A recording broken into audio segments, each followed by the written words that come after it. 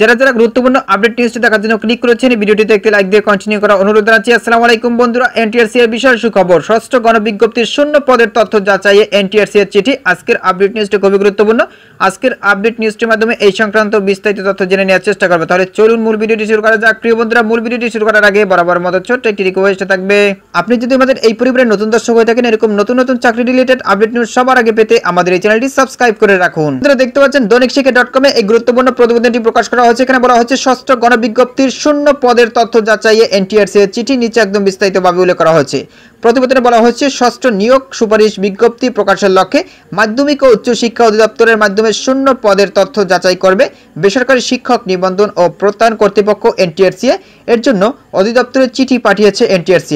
সম্প্রতি এনটিআরসি এর পরিচালক শিক্ষাতত্ত্ব ও শিক্ষামান কাজী কামরুল আহসান স্বাক্ষরিত চিঠিটি মাওসির মহাপরিচালক বরাবর এই চিঠি পাঠানো হয়েছে।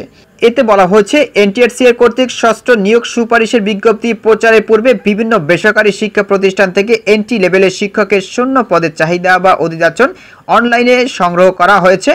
শূন্য পদের চাহিদাটি ইকুইজেশন অনলাইন সংশ্লিষ্ট শিক্ষা প্রতিষ্ঠান প্রদান কর্তৃক সাবমিটের পর সংশ্লিষ্ট উপজেলা মাধ্যমিক শিক্ষা অফিসার এবং জেলা শিক্ষা অফিসার কর্তৃক যাচাইয়ান্তে এনটিআরসি এর নিকট অনলাইনে প্রেরণ করেছেন। ই রিকুইজিশনে উল্লিখিত শূন্য পদের প্রাপ্যতার সর্বশেষ জনবল কাঠামো ও এমপিও নীতিমালা অনুযায়ী সঠিক আছে কিনা সংশ্লিষ্ট অধিদপ্তর কর্তৃক অধিকতর যাচাইয়ের লক্ষ্যে এনটিআরসি এর নিয়োগ সংক্রান্ত পরিপত্রে 4 অনুচ্ছেদের পরিপ্রেক্ষিতে শূন্য পদের তালিকার সফট কপি সিডিতে কপি করে প্রেরণ করা হলো।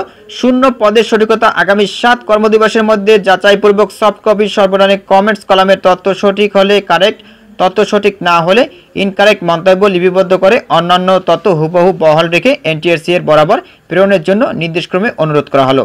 তো প্রিয় বন্ধুরা, এই ছিল মূলত আজকের আপডেট নিউজ। এই বিষয়ে যদি কোনো ব্যক্তিগত মতামত থেকে থাকে তাহলে অবশ্যই কমেন্ট করে জানাবেন। পরবর্তীতে নতুন করে ভিডিও নিয়ে আপনাদের মাঝে হাজির হব। সবাই ভালো থাকবেন, সুস্থ থাকবেন। আল্লাহ হাফেজ।